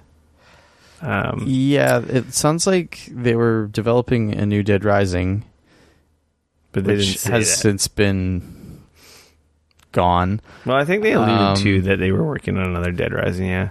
They're essentially saying that they're closing all of their development studios outside of Japan and moving everything back to Japan. That's pretty much what Capcom has said. The official statement was Capcom has decided to cancel the development projects at this studio and will concentrate development of major titles in Japan. So apparently a skeleton crew will remain until January 2019 to finalize closure operations and logistics. So that studio had built 2 Dead Rising games. No, sorry. Capcom Vancouver was funded in 2015. Were the Dead Rising games. So the first Dead Rising was developed in Japan. Several of the sequels were made in Vancouver. 2, 3, and 4. Yeah. So, and in like February earlier this year, that studio got hit with 30% of its workforce in layoffs. Which a lot of people thought was due to they were the one that did the Puzzle Fighter for mobile. So that game also got closed and canceled. So a lot of people thought that had a lot to do with that. It sucks. Like, that's shitty. 4 was not so hot. I've never really liked any of them. So the first 2, I didn't like the time limitation thing. And then after that, like I've said, I've been saying it for fucking years. I've been sick of fucking zombies. And they keep making zombie games. So, yeah. That sucks. People out of jobs, never good. And Vancouver, one of the most expensive cities in the world. Yeah. Ugh. It's actually funny because that studio was called Dead Rising Vancouver or Capcom Vancouver, but it was actually in Burnaby. So, but yeah, it sucks. It sounds like a lot of the people have been moving over to EA, which is literally just down the street from them in that city. But it's a huge blow. As somebody who lives in Vancouver, it's interesting because I've been watching bigger studios shutter their studios in this city, and I'm wondering if it's going to end up a lot like San Francisco, where it's too expensive to build games here. Like EA Black, that was a studio that had built lots of stuff, and they shuttered that years ago at this point. Ubisoft, they shuttered the studio that they had here, but they still keep a lot of their mocap and voice stuff happens here. But a lot of like the big AAA studios that had studios in this city, it's interesting to see how many of them have actually kind of either closed or been moved elsewhere. That being said, Microsoft is bulking up the coalition. So the next Gears of War game is still being built here. So there's still lots of video game development happening here, but I worry that it's maybe not as much as there used to be. And maybe I'm wrong. Maybe people in the industry here could tell me otherwise. But I don't know. The crappy thing about game development, not only is it ridiculously hard. Yep. It's crazy that like one bad game can just sink the whole ship. Yeah. Like you don't hit the sales, the ratings, make whatever. This amount of money, and it's like that didn't happen because it's so expensive. That's why like we get into this whole.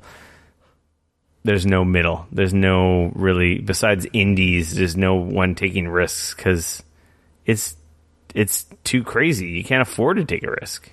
Yeah, unless you can somehow scale down the game and sell it for $20 and hope that it goes fine. It's hard, man. Making games is hard. And just, I don't know.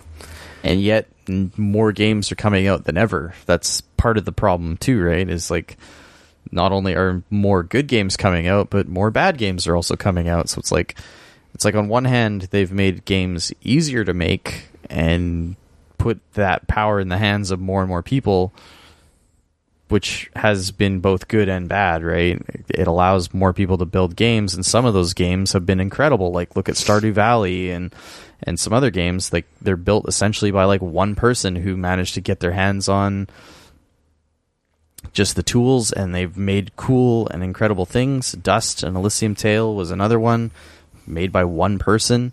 Whereas, you know, because games are quote unquote easy to get a hold of at the same time, you see so much stuff just releasing on platforms now. So it's like it's this real double-edged sword. Yeah. But it sucks when this happens, especially when it's in my backyard. That's shitty. This is lame. That's the thing. Is like I always think, I'm like, man, I'd love to make a game, and it's like, no, I don't. I'm just good with my job and my security and my benefits, and you know, like, yep. Man, we're running long in the tooth, and we're maybe only halfway through. Hey, man, there's some important stuff here that we definitely need to talk about. So I don't have a lot of stuff to say about this. The 2080s and TIs are in people's hands. Reviews are, I don't know, they're out there. I was just glancing over this link you put in, and seems like they're pretty happy about the 4K performance, but you know, so it's expensive as balls. You asked when they announced these cards, are they going to be able to do 4K 60 finally? And the answer is the 2080 Ti is a monster. So they released, NVIDIA announced 3 new cards, the 2070, the 2080, and the 2080 Ti. The 2080 Ti here in Canada has a starting price of over $1,600. And as you would expect, it is a monster. It is by far and away the fastest video card, consumer grade video card you can buy. It's incredibly powerful. It is, if you are running a 4K monitor and you want to run everything at high or ultra and you want over 60 frames a second, that is the card that you were going to want and that you were going to need, and hopefully you're willing to spend the money. The 2080, the vanilla version of that card, sort of, I think that's where things go off the rails a little bit. Performance is generally within 5 to 10% of a 1080 Ti. But here in Canada, it's $200 more than a 1080 Ti.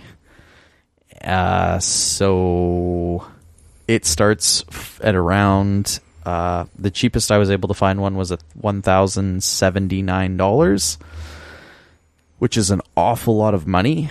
I can get a 1080 Ti for $829.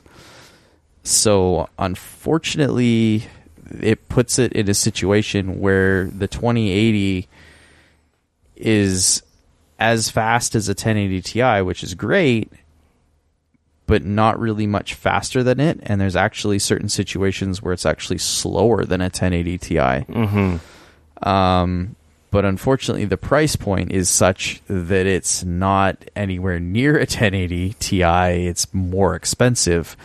Now, of course, NVIDIA is saying that, well, it can do ray tracing as well as it's got these other things that have the possibility to make a really fast card.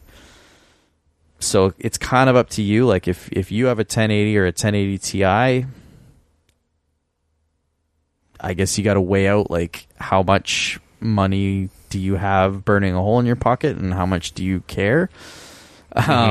If you're gaming at 4K and you want the best, then obviously the 2080 Ti is kind of where you want to go with that. I still think it's an insane amount of money, and like you could probably buy two 1080s. Actually, I know you could buy two 1080s for less money than one 2080 Ti and put them in SLI, and you're probably going to be looking at more performance. So there's always that argument as well. But if you want single card, then the 2080 Ti is by far and away like that is. It's the new hotness. It is. But it's just that price point is so high. And I think that the 2080, I'm not really sure. Like, I think that longevity-wise, we're going to see drivers get better. And so we're going to see performance on those cards go up a little bit. We'll probably get another 10, maybe 15% of a performance increase out of those two cards. Based, just on drivers getting better and them eking out some performance down the road. But the question remains, like, is that worth $200 more to you over a 1080 Ti? Like, especially if you already have a 1080 Ti, like, I know some miners might be dropping those cards.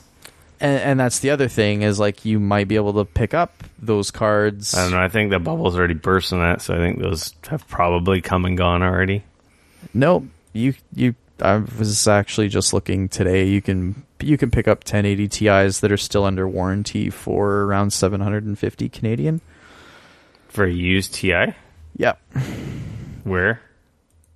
I was some forums, Craigslist. There's various forums that you can find them at. So, but ultimately it's interesting. Like, what's interesting about all this for me as somebody who was obviously like waiting for these cards to come out and to finally see what kind of performance they are, to figure out what I'm going to do as far as my video card situation goes.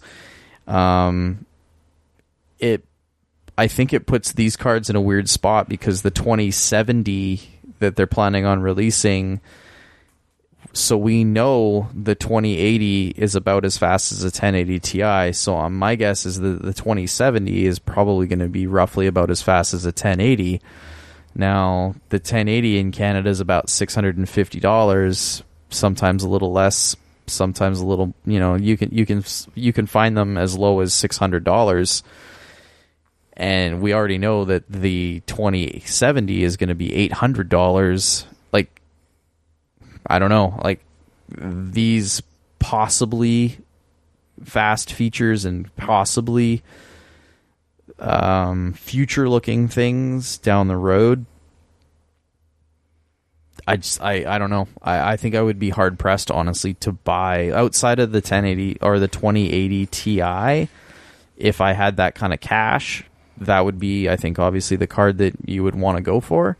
Yeah. If I played 4K, then I'd be like, I got to get this card. But considering I play ultra-wide, my card cuts it. It's like, I don't really have a need for it. Well, and that's, like, from a it's value just perspective. shiny for me. For sure.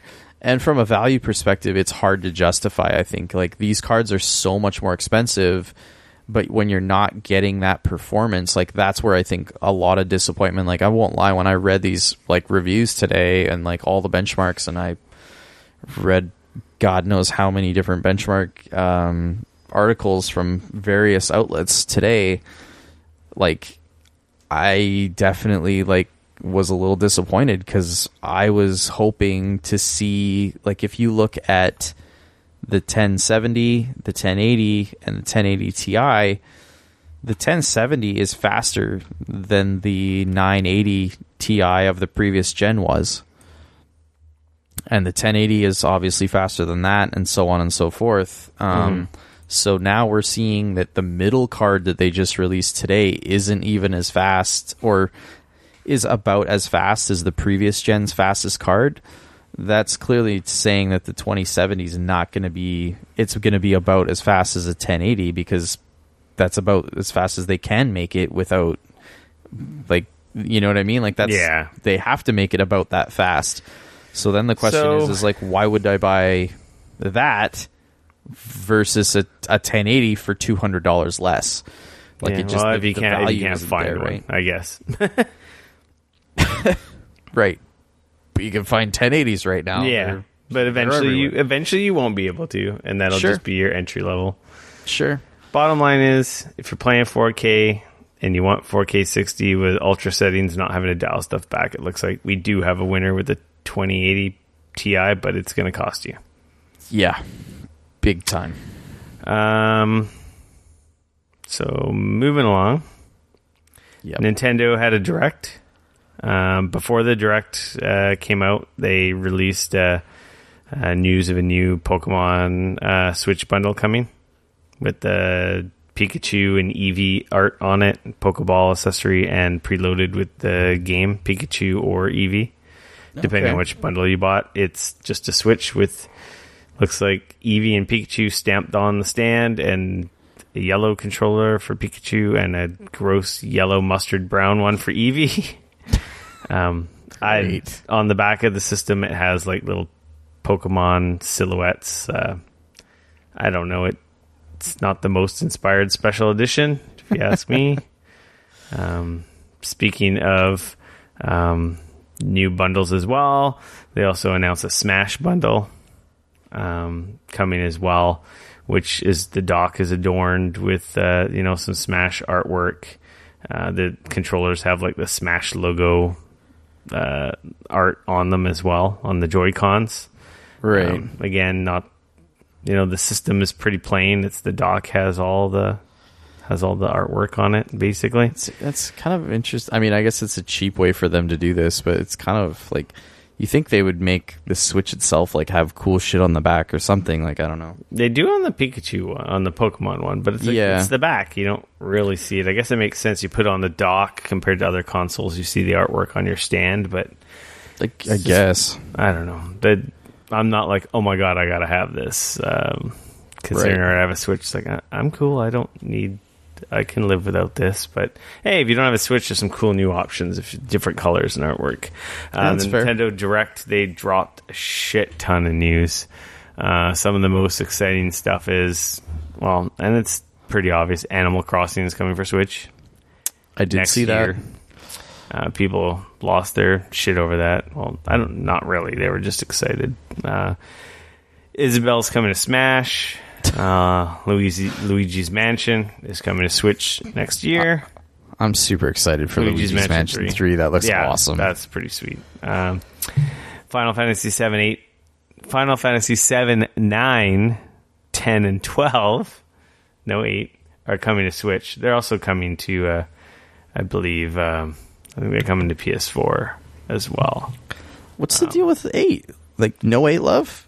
No, it's like the redheaded stepchild in the series. That's so weird. Yoshi gets the Switch game, got a full reveal. It is also releasing, I think it got a release date? I don't see it here, but I think it's early next year. They detailed the Nintendo Switch Online, which is here now, which we talked about earlier. Yep. Those overpriced, ridiculous NES controllers that you can order. New Super Mario Brothers U is coming to Switch. Believe that was that was the Wii U game. Yeah, new Super. So they're Mario just Brothers remastering U. it. Well, it's not remastered. I guess they're just re-releasing it. It's coming with the Luigi content. 2019. Okay. I believe they said January. Jeez. Katamari Damacy is coming. Oh boy, I know some people that are going to be very excited about that. Splatoon update. Kirby's Epic Yarn, which was a Wii Classic is coming to 3DS. Yes, they're still making games for bloody 3DS. Game Freak is making a new game called Town. And there's show notes. In our show notes, there's links to IGN story that has like trailers for all the stuff I'm talking about. Dude, Civ 6 is coming to the Switch. Civ 6 is also coming. That was announced before the Direct, but it was highlighted in the Direct again, of course. Capcom had a little surprise reveal. The Capcom Beat 'em Up bundle is coming to Switch. It's also on PS4 and Xbox One.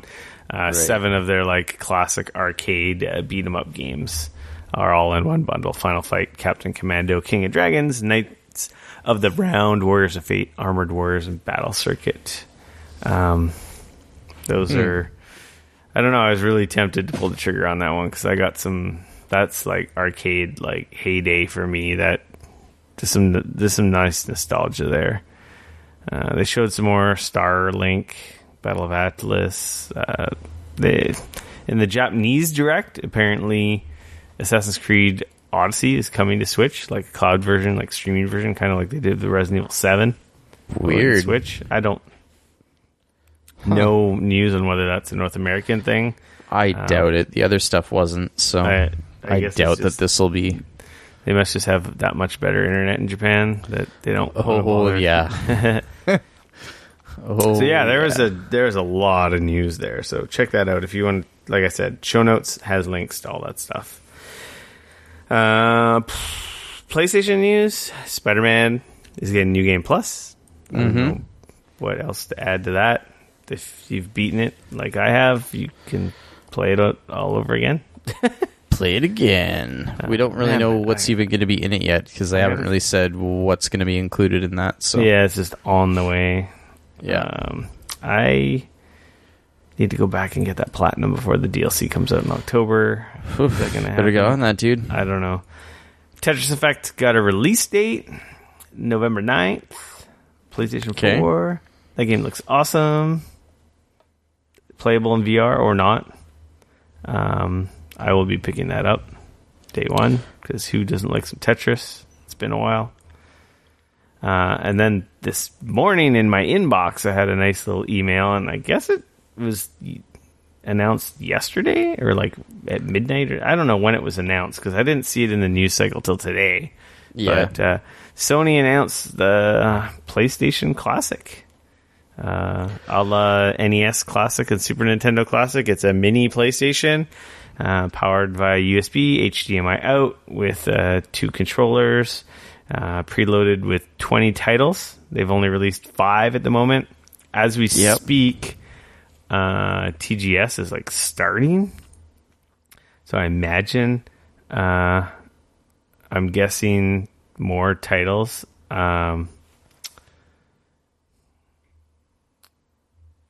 As we go along, they're going to announce them, I assume, at TGS or other events between now and release. So it's they're coming, saying, December 3rd in the US, 3rd. Canada, Europe, Japan, and Australia. $100 US, $129 Canadian. The games they've announced so far: Final Fantasy VII, Jumping Flash, Ridge Racer, Type 4, Tekken 3, and Wild Arms. And right there, those are 5 fantastic PlayStation Classic games. My only real question with this, like, they're releasing it with the PlayStation Classic controller, so no analog sticks with that controller. So that's going to, I feel like, limit the types of games they're going to want to put on this, because towards the end there were some incredible games that came out, but you definitely wanted the analog sticks, right? Did the PS1 ever have analog? Yep. The DualShock came out for the PlayStation 1. Did it? It came out like halfway through. They sort of bolted on the analog sticks. I don't want to say halfway through. If it did, it was very late.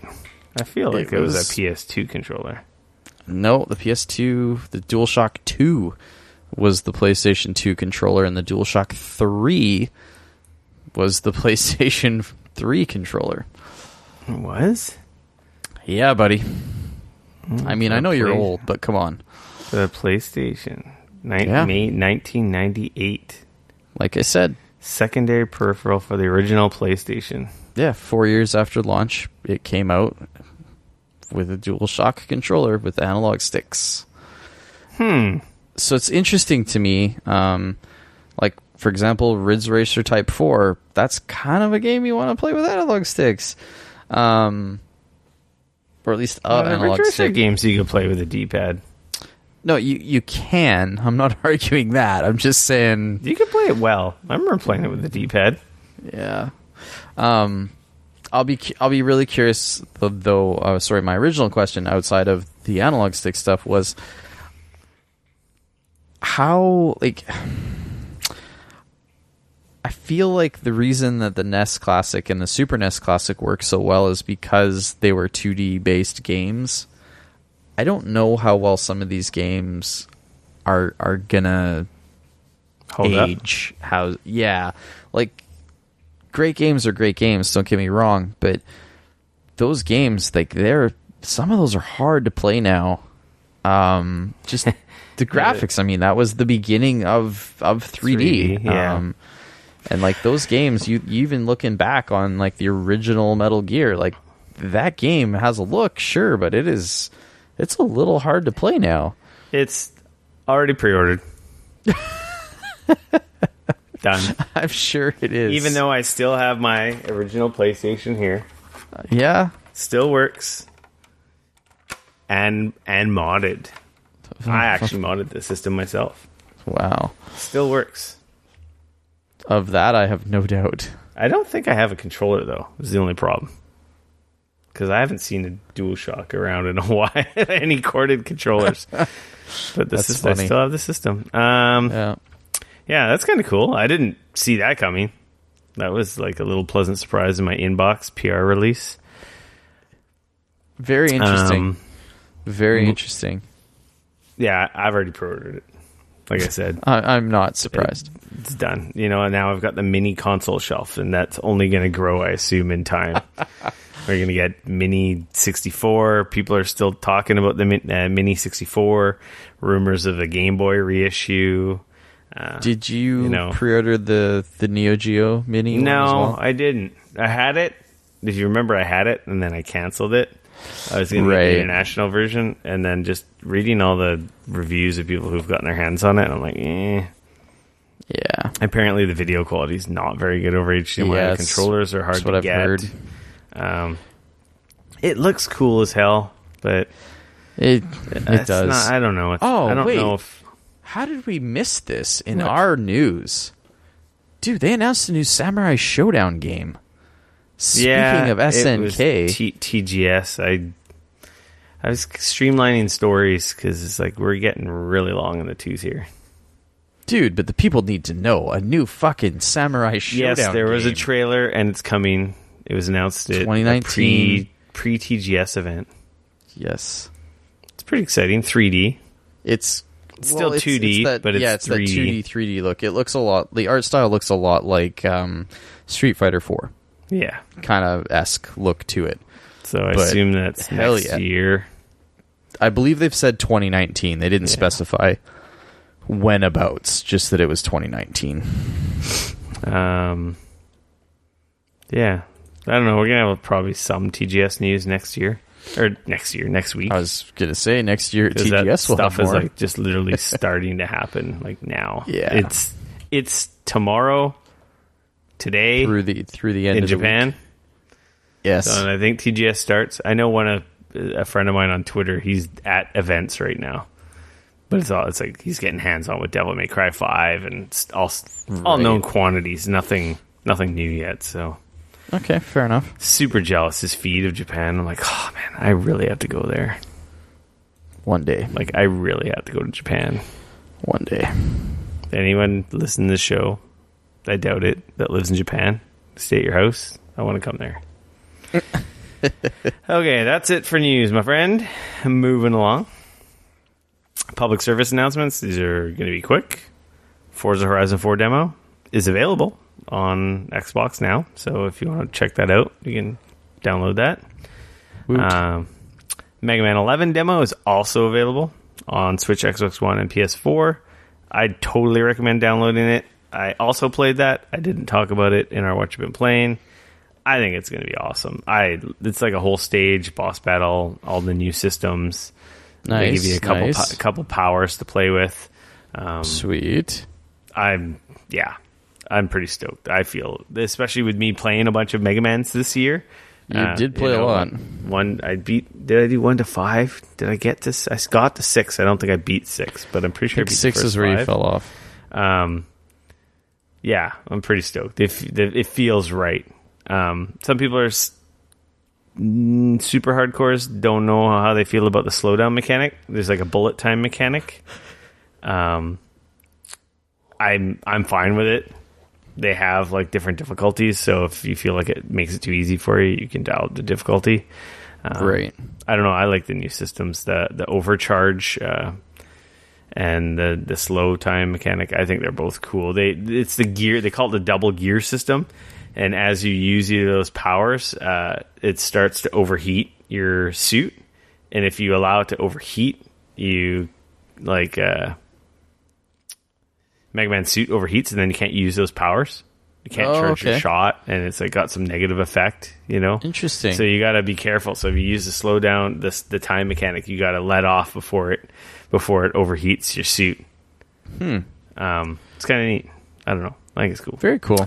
Overwatch has been added to October's Humble Bundle on PC. So if you were wanting to get Overwatch, subscribe this month, pay now, you get it immediately. It's $12.